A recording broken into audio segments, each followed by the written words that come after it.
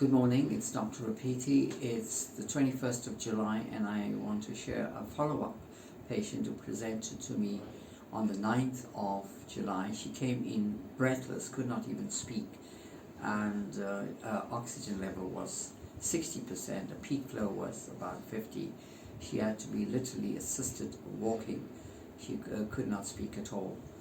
And on the 12th, when she returned, that was 3 days later after treatment being instituted, oxygen level went up to 85. She did much better, and today she is on the 21st, that's about 10 days later. Our oxygen level has peaked to 98%, the chest is fine, and fortunately for her, she could access oxygen. I must say, I've had patients with 70%, but because they didn't have oxygen, we had to send them to hospital. The point I'm making here is that had people had oxygen, even people with oxygen levels of 60% can be treated at home. I'm just going to ask a few questions so she can tell you how she felt, how she's feeling, and what symptoms she's presenting with now. So tell us, Shyam, when you came, what were you like? I was completely out of it. I couldn't walk, I couldn't talk, my breathing was almost gone, my oxygen was below 60, and I just can't believe from the day I came here to today, I feel so much better, and everything that you've given me has worked 100%. Everything you've said I've done, and it's worked. Right. Now today, on the 21st day, you've presented to me and you got other symptoms. Yes. What were you feeling like? You know, your chest was clear. Yeah, it's just after everything cleared up, I just started feeling this jittery feeling. Yes. Like I'm very shaky.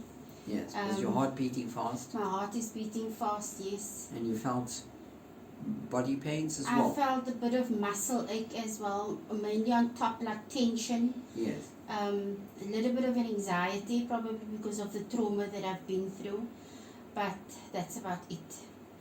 Yeah. And then shortly after that, I gave you some needling, right? Yes, yes. And then what did you feel after that needling? So much better. So much muscle tension just went away. Right.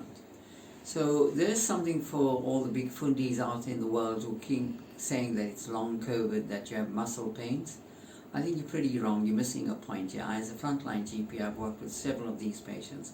What this poor lady has gone through is what we would call, to a degree, post-traumatic stress disorder. And this is what we're not dealing with. We treat patients in hospital, we get their oxygens right, and we tell them, good, you sign your papers off you go. Nobody deals with them after they've had their COVID. And this is where frontline GPs who have a handle of psychiatry and mental health disorders play a huge role. You've got to treat the mental status. What this patient has been having is post-traumatic stress disorder and muscle tensions all around you. When you have muscle tensions up in your upper muscles, it's not necessarily long COVID, it's muscle spasms, and this has a cascade effect. And for your experts out there who don't know about it, let me teach you a thing or two. These muscles have a cascade effect. The entire body goes into a cage-like muscle spasms. You get disorientated, and one would think it's your mind. No, your muscles are skewed because they spasm in an unequal direction. So they will actually saunter around trying to get their balance right.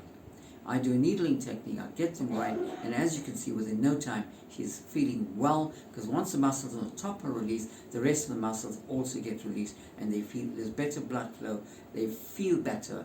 But I'm going to put her on a mild anxiolytic, because she needs to cope with the post-traumatic stress disorder syndrome coming from the COVID.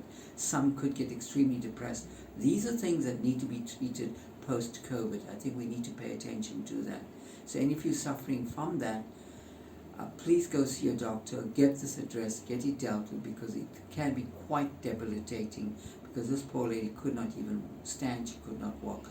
I have no doubt she's going to have a wonderful Eid today, and I wish all our Muslim clients to have a good Eid today. Take care, God bless, Dr. Rapiti, Cape Town.